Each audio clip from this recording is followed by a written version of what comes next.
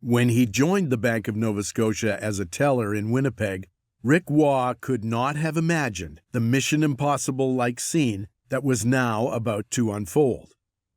Some 30 years later, he stood in the customs line at the airport in Buenos Aires, trying to keep cool. A clandestine operation was underway.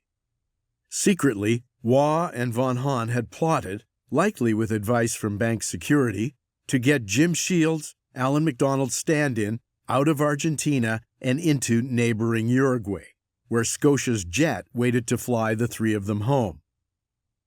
The Canadian government had been informed about the escape plan. Canada's embassy in Uruguay, under Ambassador Susan Harper, let the bank use its diplomatic pouch so documents could avoid border inspection.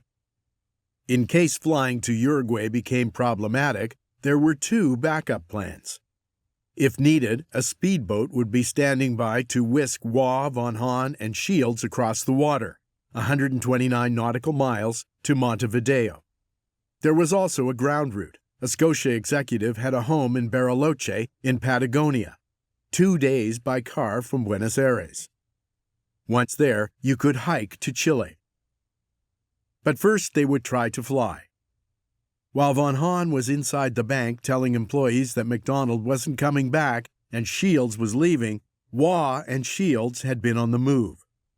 They had retrieved MacDonald's belongings as well as the $25,000 in cash he had on hand. Waugh also had a bodyguard.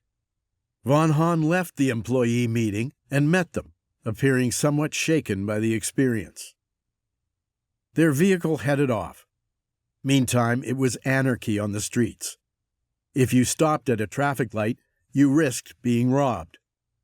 They needed to get to an airport, and there were two, the international one and the regional airfield.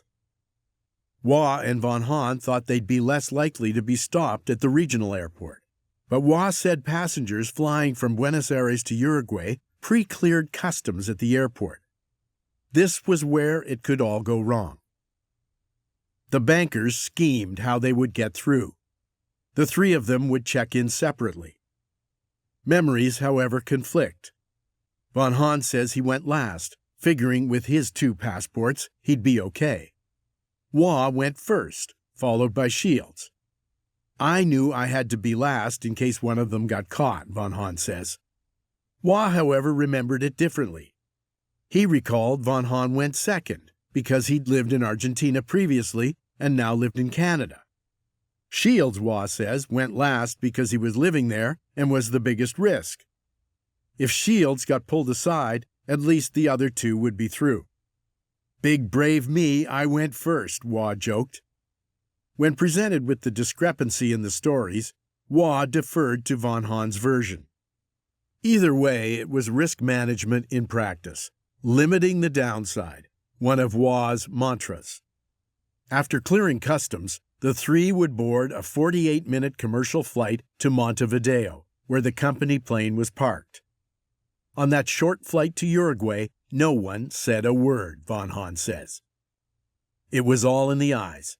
Holy shit, we're out of here. At the airport in Montevideo, Scotia's Challenger jet was waiting. In Waugh's latter years as CEO, the bank purchased a Dassault Falcon 7X, which he says could fly non-stop from Toronto to Peru, eliminating the need to refuel in Central America. Upon boarding the Scotia jet, there also wasn't a word said, according to Von Hahn.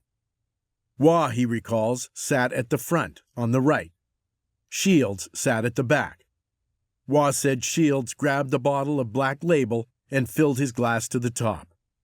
We all did, and gulped it all the way down. It was stressful, Waugh admitted, saying he didn't feel endangered personally. That just went with the territory, he said, joking that that's why he earned what he did. That's how I justified it.